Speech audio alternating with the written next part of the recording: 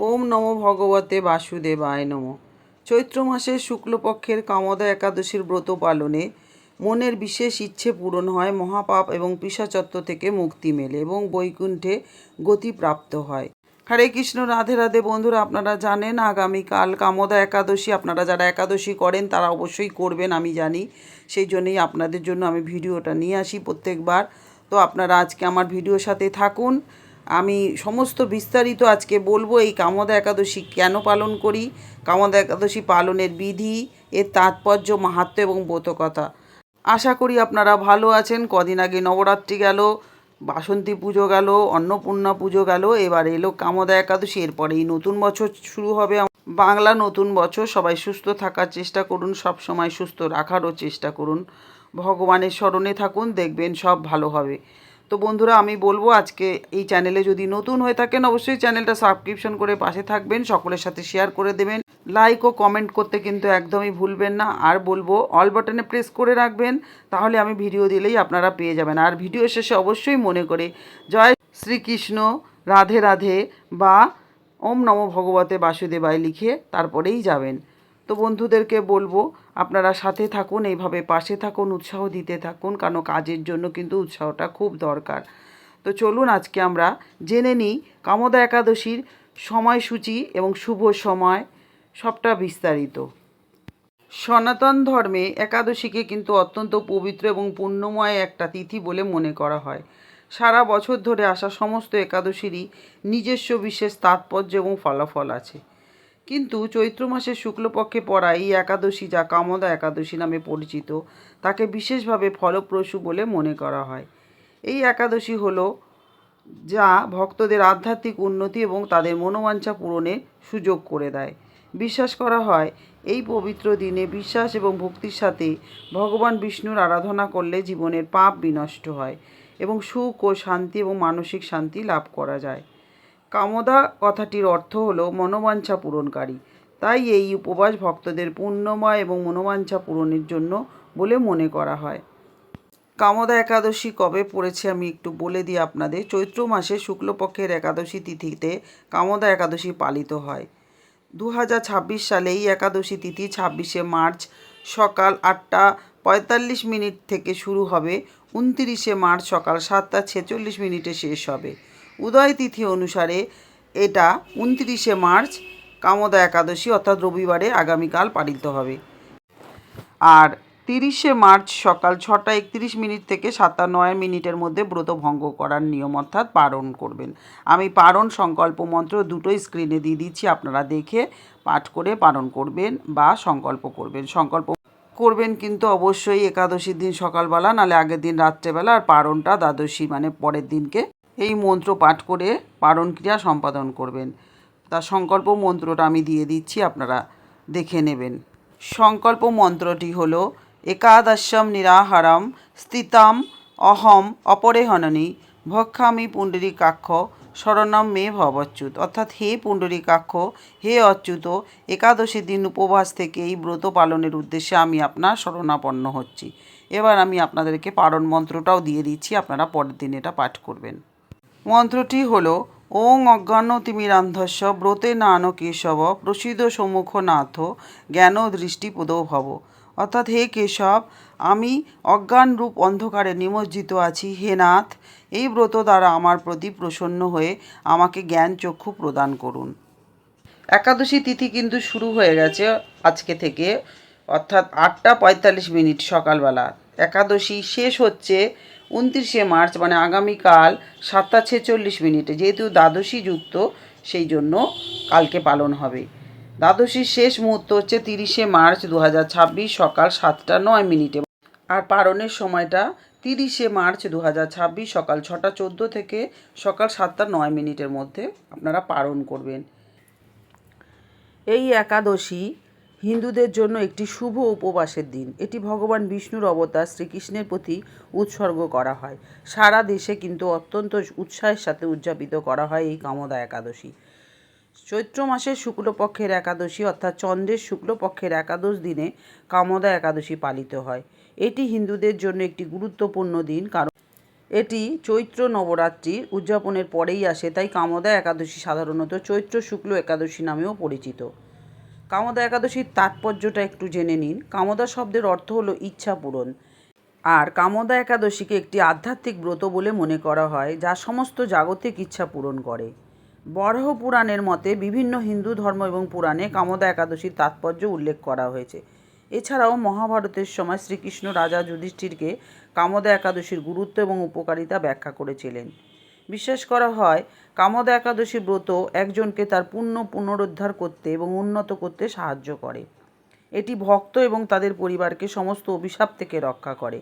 এই দিন উপবাস রাখলে ভক্তের সমস্ত পাপ এবং এমনকি ব্রাহ্মণ হত্যাও ক্ষমা হতে পারে। এমন বিশ্বাস করা হয় যে বিবাহিত দম্পতিরা যদি কামদা একাদশীর ব্রত পালন করে তারা সন্তান লাভও করতে পারে। এই ব্রত ভক্তকে মোক্ষ লাভ করতে এবং ভগবান কৃষ্ণের বৈকুণ্ঠ ধামে পৌঁছতেও সাহায্য করে বলে মনে করা হয়। এই দিনের একটু আচার অনুষ্ঠানটা আপনারা জেনে নিন। আপনারা করেন আমি জানি, তারপরেও একটু জেনে নিন ভালো করে। ভক্তরা খুব ভোরে উঠবেন, অর্থাৎ সূর্যোদয়ের আগে ঘুম থেকে উঠে স্নান সেরে ভগবান কৃষ্ণের পুজোর প্রস্তুতি শুরু করবেন। তার আশীর্বাদ লাভের জন্য আপনারা অবশ্যই সংকল্প মন্ত্রটা পড়ে নেবেন, যেটা আমি দিয়েছি, এবং ভগবান বিষ্ণুকে চন্দন, ফুল, ফল এবং ধূপ দিয়ে পুজো করবেন। আর ভক্তরা কামদা একাদশীর উপবাস পালন করলে যেখানে তারা কেবল একটি সাধারণ খাবার গ্রহণ করতে পারেন, যার মধ্যে দুগ্ধজাত খাবার, ফল, শাকসবজি এবং শুকনো ফল থাকে। এছাড়াও যে খাবারটি সাত্ত্বিক খাবার সে গ্রহণ করবেন। আর চেষ্টা করবেন এই দিনে কোনো শস্যজাত দ্রব্য, মুগ ডাল, গম, যব এমন শস্যজাত খাবার আপনারা অবশ্যই পরিহার করবেন। চৈত্র শুক্লপক্ষের দশমী তিথি থেকে কামদা একাদশীর ব্রত শুরু হয়। এই তিথিতে সূর্যাস্তের আগে কেবল একবারই আহার করতে হয়। একাদশী সূর্যোদয় থেকে পরের দিন অর্থাৎ দ্বাদশী সূর্যোদয় পর্যন্ত এই উপবাস 24 ঘন্টা ধরে চলে। পরের দিন কোনো ব্রাহ্মণকে অন্ন বা কিছু দক্ষিণা নিবেদন করে উপবাস ভঙ্গ করবেন। আর ভক্তরা এই দিন বৈদিক মন্ত্র, ভগবান বিষ্ণুর ভজন, নাম কীর্তন, বিষ্ণু সহস্রনাম, বিষ্ণু চাল্লিশা, ধর্মগ্রন্থ গীতা পাঠ করতে পারেন। এগুলো খুব শুভ এই দিন পাঠ করা। এই দিন ব্রত করুন বা না করুন, অবশ্যই কামদা একাদশীর ব্রত কথাটা শ্রবণ করবেন। এই কথাটি ঋষি বশিষ্ঠ মহারাজ দিলীপকে শুনিয়েছিলেন, যিনি ভগবান বিষ্ণুর অবতার শ্রীরামের প্রপিতামহ ছিলেন। আর অবশ্যই আপনারা এই দিনের ব্রত কথাটা শ্রবণ করবেন। আপনারা ব্রত করুন বা না করুন, আর দ্বাদশীতে যথাযথভাবে উপবাস ভাঙবেন, অর্থাৎ পালন করবেন। এবারে আসুন আমরা জেনে নিই এদিনের ব্রত কথা মাহাত্ম্য। ওম নমো ভগবতে বাসুদেবায় নমঃ। চৈত্র মাসের শুক্লপক্ষের কামদা একাদশীর ব্রত মাহাত্ম্য বরাহ পুরাণে বর্ণিত আছে। মহারাজ যুধিষ্ঠির বলেন, হে বাসুদেব, আপনি কৃপা করে আমার কাছে কামদা একাদশীর মহিমা কীর্তন করুন। শ্রীকৃষ্ণ বলেন, হে মহারাজ, এই একাদশী ব্রত সম্পর্কে এক বিচিত্র কাহিনী বর্ণনা করছি, আপনি এক মনে তা শ্রবণ করুন। পূর্বে মহর্ষি বশিষ্ঠ মহারাজ দিলীপের কৌতূহল নিবারণের জন্য এই ব্রত কথা কীর্তন করেছিলেন। ঋষি বশিষ্ঠ বলেন, হে মহারাজ, কামদা একাদশী তিথি পাপনাশক এবং পুণ্যদায়িনী। পূর্বে মনোরম নাগপুরে স্বর্ণনির্মিত গৃহে বিষধর নাগেরা বাস করত। তাদের রাজা ছিলেন পুণ্ডরিক। গন্ধর্ব, কিন্নর এবং অপ্সরা ইনাদের দ্বারা তিনি সেবিত হতেন। সেই পুরী মধ্যে অপ্সরা শ্রেষ্ঠ ললিতা এবং ললিত নামে গন্ধর্ব স্বামী স্ত্রীর রূপে ঐশ্বর্যপূর্ণ এক গৃহে পরম সুখে দিন যাপন করতেন। একদিন পুণ্ডরিকের রাজসভায় ললিত একা গান করছিলেন। এমন সময় ললিতার কথা তার মনে পড়ল। ফলে সঙ্গীতের সুর, লয়, তাল, মানের বিপর্যয় ঘটল। কর্কট নামে এক নাগ ললিতের মনের ভাব বুঝতে পারল। বিষয়টি সে পুণ্ডরিক রাজার কাছে জানালো। তা শুনে সর্পরাজ ক্রোধ ভরে কামাতুর ললিতকে অভিশাপ দেন। রে দুর্মতি, তুই রাক্ষস হ। সঙ্গে সঙ্গে ললিত ভয়ঙ্কর রাক্ষস মূর্তি ধারণ করলেন। তার হাত 10 যোজন বিস্তৃত, মুখ গুহাতুল্য, চোখ প্রজ্বলিত আগুনের মতো প্রকাণ্ড এক শরীর তিনি লাভ করলেন। ললিতের এইরকম ভয়ঙ্কর রাক্ষস শরীর দেখে ললিতা মহা দুঃখে চিন্তায় ব্যাকুল হলেন। স্বেচ্ছাচারী রাক্ষস ললিত দুর্গম বনে ভ্রমণ করতে লাগল।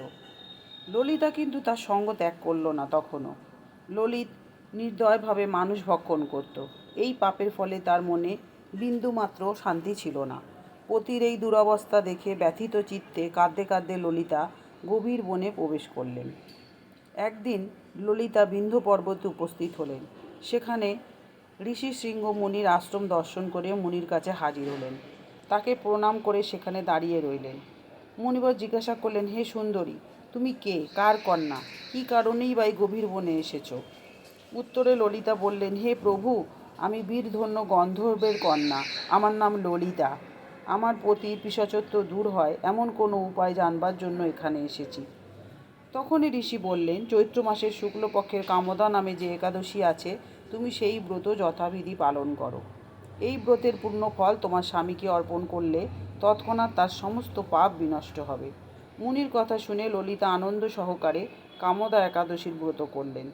তারপর তিনি ব্রাহ্মণ ও বাসুদেবের সামনে পতির উদ্ধারের জন্য বললেন, আমি যে কামদা একাদশীর ব্রত পালন করেছি তার সমস্ত ফল আমার পতির উদ্দেশ্যে অর্পণ করলাম।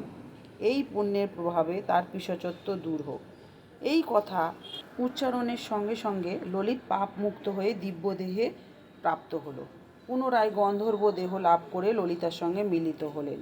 হে মহারাজ দিলীপ, এই ব্রত যত্ন সহকারে সকলের পালন করা কর্তব্য। এই ব্রত ব্রহ্মহত্যা, পাপ বিনাশক এবং পিশাচত্ব মোচনকারী। এই ব্রত কথা শ্রদ্ধাপূর্বক পাঠ ও শ্রবণে বাজপেয় যজ্ঞের ফল লাভ হয় বলে মনে করা হয়। অথ কামদা একাদশীর ব্রত কথা সমাপ্ত। আশা করি আপনাদের ভালো লেগেছে। ভগবানের কথা সকলের সাথে শেয়ার করে সকলকে ব্রত কথা শোনার সুযোগ করে দেবেন।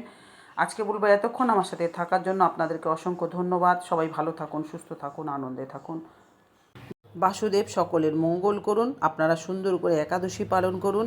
হরে কৃষ্ণ কৃষ্ণ কৃষ্ণ হরে হরে, হরে রাম রাম রাম হরে হরে। ওম নমো ভগবতে বাসুদেবায় নমঃ।